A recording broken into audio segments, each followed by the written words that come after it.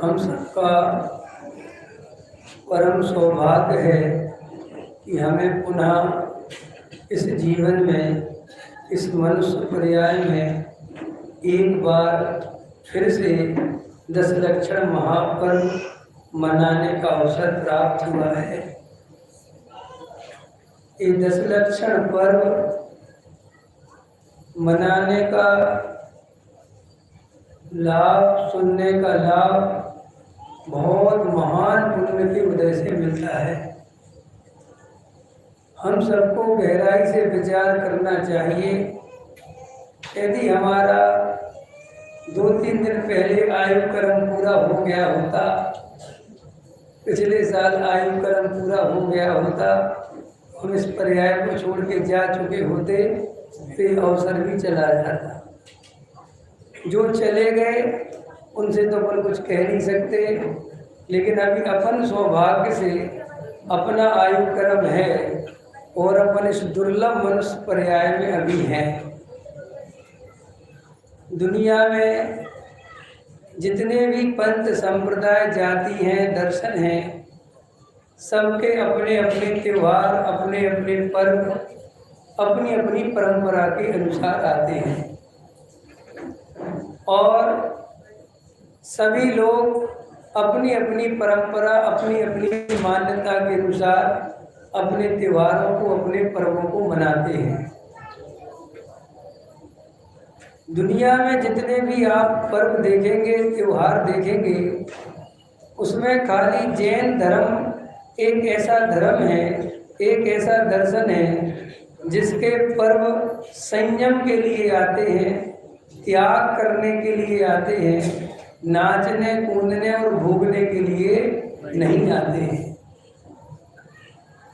हमारे यहाँ जो पर्व हैं, चाहे स्टान का महापर्व हो, चाहे दशलक्षण महापर्व हो और चाहे कोई घटना विशेष से भी पर्व हो, हमारे यहाँ सारे पर्वों का महत्व सिर्फ इस बात में है कि जीव अपनी अपनी भूमिका के अनुसार इस मोक्ष मार्ग में इन पर्वों के निमित्त से आगे बढ़ना चाहिए।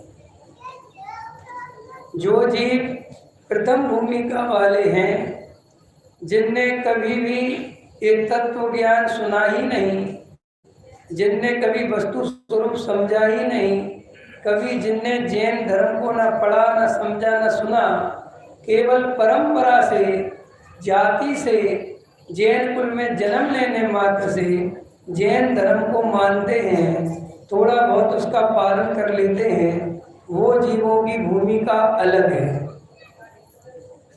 उन जीवों के लिए दशलक्षण पर्व इसलिए आते हैं कि आप इन दशलक्षण पर्व के निमित्त से अगर मंदिर नहीं आते हैं तो कम से कम दशलक्षण पर्व के नाम से, अपनी पर्व के नाम से, परंपरा के नाम से मंदिर में तो आएंगे, जिन्हें अपन भदैया जैन कहते, भदैया जैन। हमारे बॉम्बे में भी कहते होंगे, हमारे तरफ कहते भदैया। भदैया जैन माने जो केवल भादों के पर्व में हमें दिखाई देते हैं, बाकी टाइम कौन सी दुनिया में रहते हैं किसी को कुछ पता नहीं रहता। उनके लिए भी ये दशलक्षण पर्व आते हैं, उनको भी जगाना है, उन्हें भी ये बताना है कि ये मनुष्य पर्याय कितनी दुर्लभ है, ये मनुष्य जीवन कितने कितने जीवन के बाद, कितने कितने कष्टों के बाद, कितनी गतियों में भटकने के बाद इस जीव को मनुष्य पर्याय परम परम महान पुण्य का उदय हो तब जाके मिलती है। और मनुष्य पर्याय की दुर्लभता जितनी है, उससे अनंत गुनी दुर्लभता जिन शासन में जन्म लेने की है। और हम सबका महासौभाग्य है कि हम सब तो मनुष्य तो हैं ही, और भाग्य से हमारा जन्म भी जिन धर्म में हुआ है, जिन शासन में हुआ है। देखो, हम यहाँ पर गहरी से गहरी चर्चा भी करेंगे और सामान्य से सामान्य भी चर्चा करेंगे। सबके लिए सबके हिसाब का माल मिलना चाहिए। दुकान एक है, माल की वैरायटी बहुत है, तो सबके लिए मिलेगा। इसलिए जिनका भी नंबर नहीं आ रहा है वे शांति से बैठे रहे।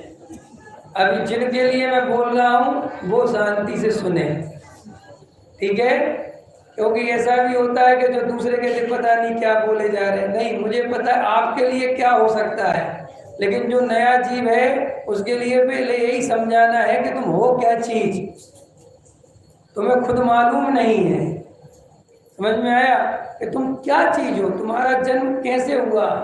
कल्पना करो, जरा सा विचार करो, अगर आपको मनुष्य पर्याय तो मिली होती, लेकिन आप जैन धर्म की जगह किसी अन्य कुल परंपरा में जन्म गए होते तो अभी आप क्या कर रहे होते? हो सकता है पीछे एक पर्व निकल गया हिंसा वाला, वो मना रहे होते। हो सकता है सड़कों पर नाच रहे होते, जो भी चल रहा है। समझ में आया? लेकिन आप जरा सा विचार करो, आपको पता है कर्म कितने होते हैं? 8। और पासे कितने होते हैं? पासे समझते हो ना? पासे, गोटी पासे तो अपन खेलते थे, है ना?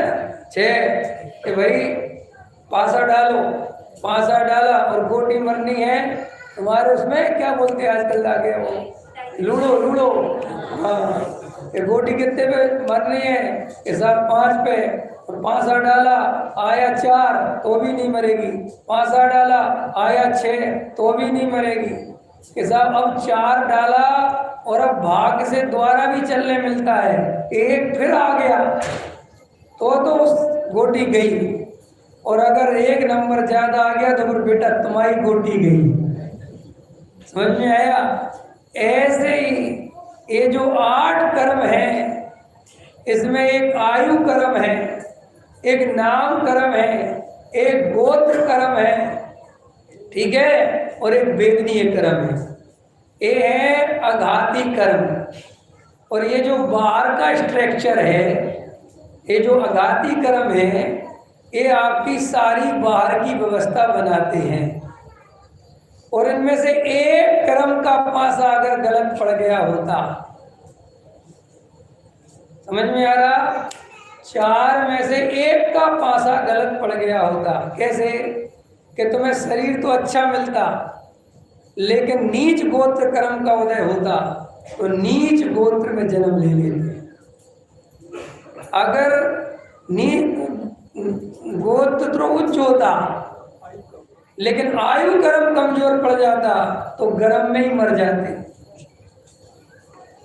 देखो कितनी जबर, माने आप अपने बारे में सोचो कि हम कितनी स्टेज पार करके, कितनी मुसीबतें पार करके, कितने पहाड़ चढ़ के पारसनाथ पे पहुंचे हैं। समझ में आया? ये पारसनाथ जो है ना, ये इसलिए भी बहुत ज्यादा फेमस हो गए कि सबसे ऊपर गए। समझ में आया? और अलग है, और पारसनाथ तक जाने में आदमी को पसीना छूट जाता है। तो उसने कहा पारसनाथ सबसे बड़े हो गए सब। और पता, सब लगे लोग जब शिखर जी जाते हैं तो ऐसे नमस्कार करते हैं, ऐसे चावल चढ़ाते हैं, ऐसे ऐसे ऐसे। लेकिन जैसे ही पारसनाथ मिलते हैं तो सीधे लौट जाते हैं। तो सबको क्या लगता है कि पारसनाथ की बड़ी महिमा आ गई इसलिए लौट गया, जबकि वो इतना थक चुका होता है कि उसको लौटने में मजा आता है। और कई लोग कितनी देर तक लौटे रहते, अब वो जगह तो कम है तो दूसरा कहता भाई साहब उठ जाओ। वो सोचता कि बड़ी भक्ति कर रहा है, जबकि वो आराम कर रहा होता है। तो एक पासा अगर गलत पड़ गया होता, एक पासा, सोचो, कल्पना करो, आपका आयु कर्म भी होता, आपका गोत्र कर्म भी बढ़िया होता, आपका नाम कर्म भी है, सॉरी, और कौन सा बढ़िया, वेदनीय भी ठीक होता, लेकिन आपका नाम कर्म गलत पड़ गया होता और आपको आंखों से दिखाई नहीं देता, कानों से सुनाई नहीं देता। सोचो आपके हमारे जीवन का क्या होता? कल्पना करो चलो 3 कर्म ठीक पड़ जाते, लेकिन असाता वेदनी कर्म का उदय होता और चाय का ठेला लगा के आजीविका कर रहे होते, केले बेच के आजीविका कर रहे होते, तो एक तत्व सुनने की फुर्सत कहाँ से मिलती, क्योंकि पहले पेट तो भरते। लेकिन भाग्य में भाग के चारों कर्म ठीक पड़ गए। यहां तक समझ में आ गई। और देखो हम कितने भाग्यशाली हैं कि हमारे चारों कर्म ठीक पड़ जाते। समझ में आया। लेकिन हम परंपरा वाले जैन होते और पूज्य गुरुदेव श्री के विरोधी होते तो भी हमारा दुर्भाग्य कितना था। जो लोग जैन हैं, उत्तम जाति है, उत्तम गोत्र है, सब कुछ है, लेकिन पूज्य गुरुदेव श्री के विरोधी है, तो देखो उनका भी इतना मुसीबतों को पार करके आना भी दुर्भाग्य बना रहा। ये मूल तत्व ज्ञान से वंचित रह गए। और अभी मैंने वो भेद करा नहीं, मैं वो करना नहीं चाहता, वो कर लेना। समझ में आया कि नहीं आया। पूज्य गुरुदेव ने तो देखो उनकी क्या करे, महापुरुष थे, होनहार भली थी। समझ में आया। शीघ्र मोक्ष में जाने वाले जीव तो जन्म तो लिया कहाँ। समझ में आया कि जहाँ वस्तु स्वरूप था ही नहीं, गृहीत में त्याग था। लेकिन महापुरुष ज्यादा दिन तक ऐसे झगड़ों में रहते नहीं, उनको कोई कर्म रोक नहीं सकता। और वहां से उनने अपने पुरुषार्थ से सच्चे धर्म को समझा, स्वीकार किया और सच्चे दिगंबर धर्म को स्वीकार करके सारे जगत में इस दिगंबर धर्म को फैलाया। इसका मूल तत्व ज्ञान इस समय सार घर घर पहुंचाया। और हम सब उस परम सौभाग्यशाली जीवों में से हैं जो ये 10 लक्षण पर्व पूज्य गुरुदेव की आमना में मना रहे हैं। मूल तत्व ज्ञान के लिए 10 लक्षण पर्व मना रहे हैं।